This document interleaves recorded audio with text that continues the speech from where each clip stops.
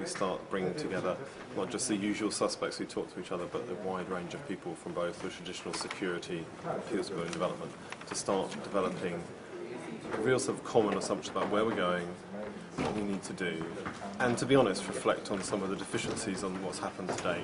There's been in the past a bit too much, it's their fault, political will, and not enough what do we need to do to really move the agenda forward.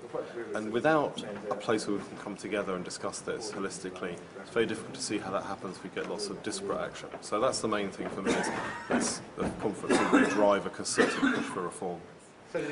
Annual, biannual, a rhythm that gives enough time between the conference for things to really happen, but is regular enough to keep the momentum and the rhythm going. And so we can make tactical choices about when it is. I think the most important thing is, over time, it becomes more and more aligned with mainstream security thinking. You see more and more mainstream security people coming, because in the end, if this is going to be how people rely on preventive diplomacy to maintain their security, then their security people should be coming, not just the practitioners. So again, regular, but also over time, becoming a much stronger part, and perhaps even merging with a more conventional security conference. Yeah, so if you look how other fields, such as climate change, broader environment development, they use their high-profile conferences as a way to influence the media, put out targeted messages and examples around that, so that a platform and event, which is news, can be used to push things that aren't news, such as preventing conflict, up the agenda and get a few simple messages. We need to get a few simple messages out there. We're doing it. It works. We need to do more of that. Very simple things. But at the moment they aren't coming across because they're getting lost in the chatter of daily news or in the individual specifics of individual conflicts. We need something that speaks across the piece.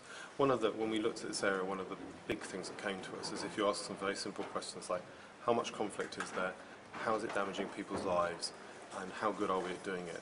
You got 1,000 answers, but there was no clear place where we could come together, and policy actors could really get a grip. Unlike climate change or development, there wasn't an authoritative report, and that's why we recommended some idea of an international panel on conflict prevention and human security, which would do that function. It could be formed as a network of academic institutions with the blessing of governments or the UN. It could be a completely standalone new body. It really depends, but what it needs to be is independent, authoritative, and timely in what it does. And people underestimate sometimes the power of ideas because they focus too much on the power of politics.